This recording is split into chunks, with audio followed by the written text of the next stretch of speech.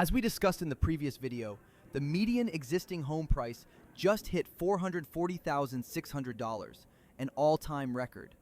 Also, it's the 36th straight month of year-over-year increases, according to the National Association of Realtors.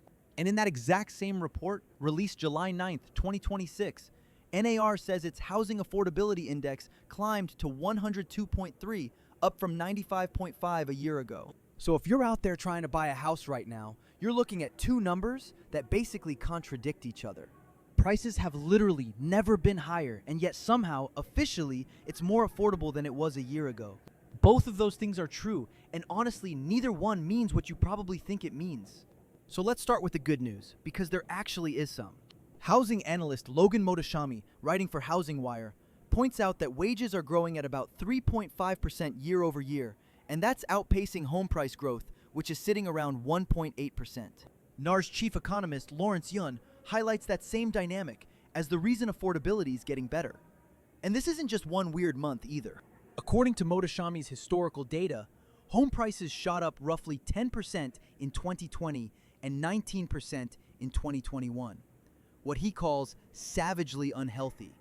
And they've since cooled way down to about 1.3% growth in 2025. That's a huge slowdown.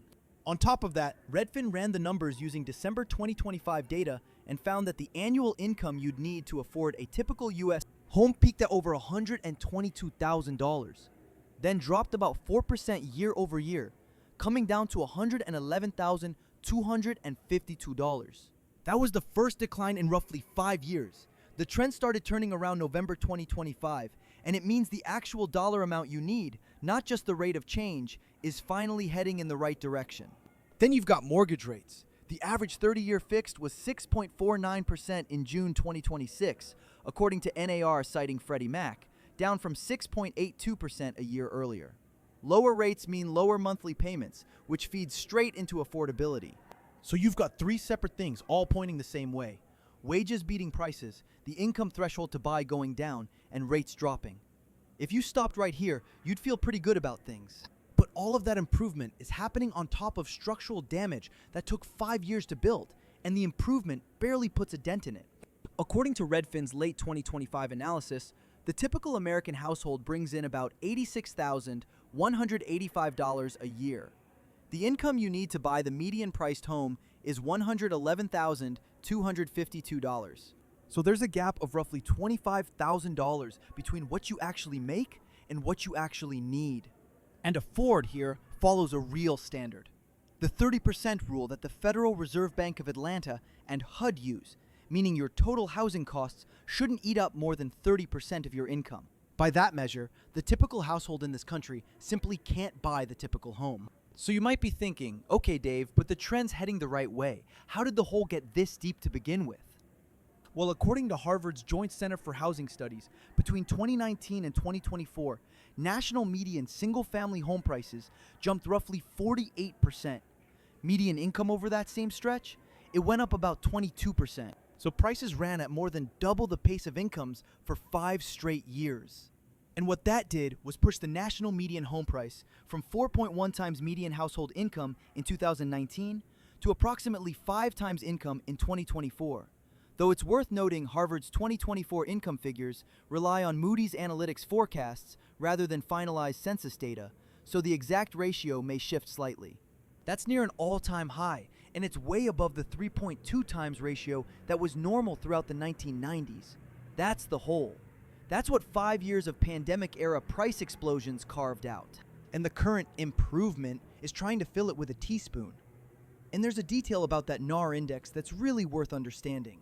When NAR says affordability crossed above 100, what that actually means is a median income family barely qualifies for a median-priced home, just barely clears the bar. But the word family is doing a lot of heavy lifting there.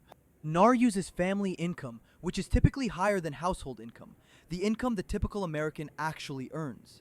The Atlanta Fed explicitly notes that this distinction has direct implications for affordability measures. So if you swap from family income to household income, which is the number Redfin uses, you don't get a slim surplus anymore. You get that $25,000 shortfall. Both calculations can be technically accurate, and they tell completely different stories depending on which income definition you pick. And that's the answer to why affordability is up and you still can't buy. The index measures the distance from last year. Your bank account measures the distance to the finish line. So the improvement is real, but it's microscopic compared to the damage. And the reason it's even happening is kind of a paradox in itself. Housing inventory right now sits at 1.56 million units, or about 4.6 months of supply. And that's well below the 2 to 2.5 million units that analyst Logan Mohtashami considers a normal, healthy market. Existing home sales are running at 4.09 million on a seasonally adjusted annual basis, and they actually fell 2.4% month over month in June. Home price growth is muted, about 1.8% year over year. But that's not a flood of homes hitting the market with buyers enjoying real choices. It's muted because the market is basically frozen. Few sellers, few transactions, low activity across the board.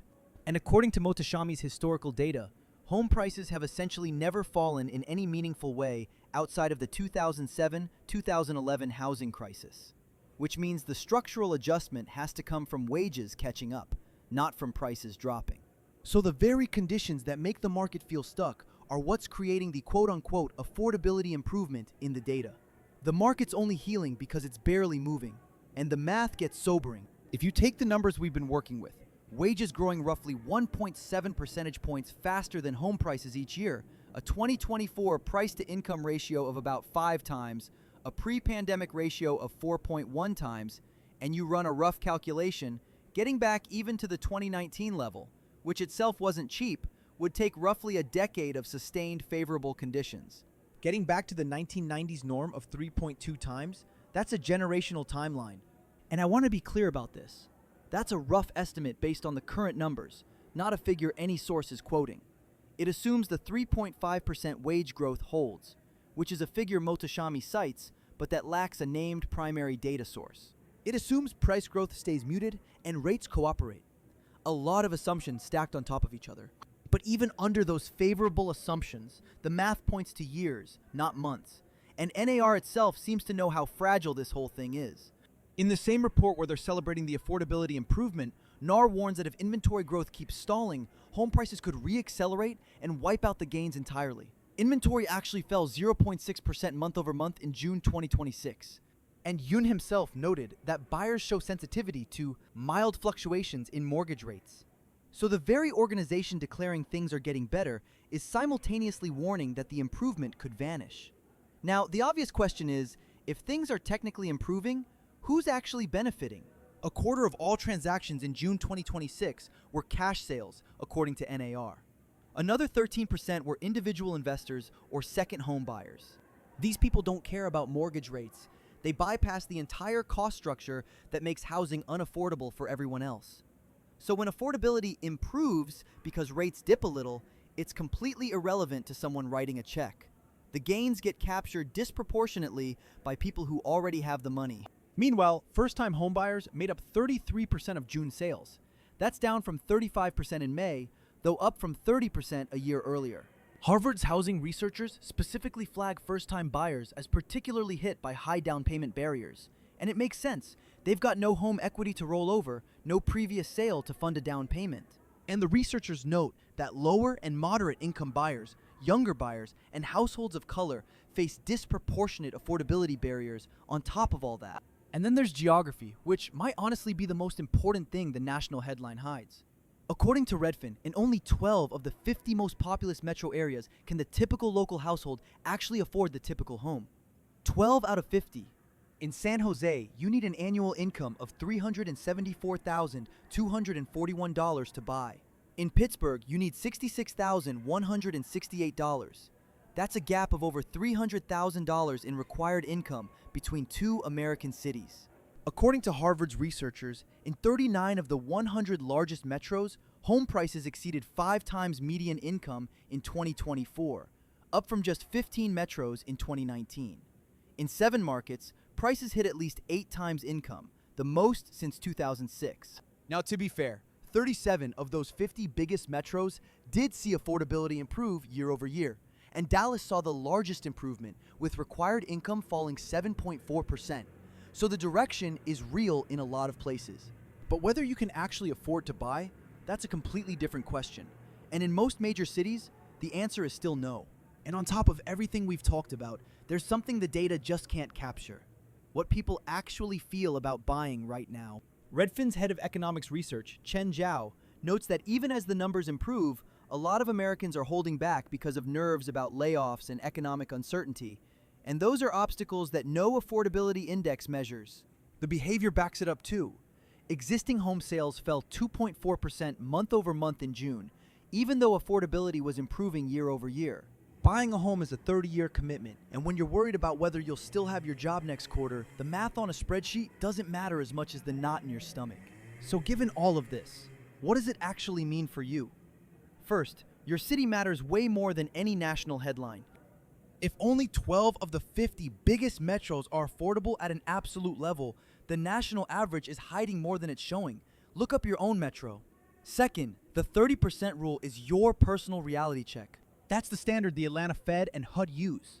Total housing costs, meaning mortgage, taxes, and insurance, not just the mortgage payment, should be no more than 30% of your household income. Take your income, multiply by 0.30, divide by 12, and that's your ceiling. If the homes you're looking at blow past that number, you're not in an affordable market by the federal government's own standard, no matter what any index says. And finally, how do you know if this keeps getting better or turns around? 3 things to watch. Inventory. Is it growing or is it stalling the way it did in June? NAR itself warns that stalling inventory could send prices re-accelerating. Wage growth relative to price growth. Is that gap holding or is it narrowing? And mortgage rates. Are they staying manageable or creeping back up? Redfin economists forecast that affordability will continue gradually improving through 2026 as wages rise and housing costs stay mostly stagnant. But that's a forecast, not a guarantee. If those 3 things cooperate, the improvement continues, slowly. If any one of them breaks, the fragile gains could reverse. So here's what to take away from all of this. The improvement is real. It's not fake, it's not a trick, and the data behind it is solid. But the starting position is so deep, approximately 5 times income as of 2024, a $25,000 gap, only 12 of 50 metros actually affordable, that the improvement is like bailing water out of a flooded basement with a coffee mug. The direction is right, but the pace just isn't there yet. It's definitely getting better. The real question is whether it's gotten better enough. And at the current rate, the honest answer is not yet, and probably not for years. But now you know exactly what to watch to see if that changes.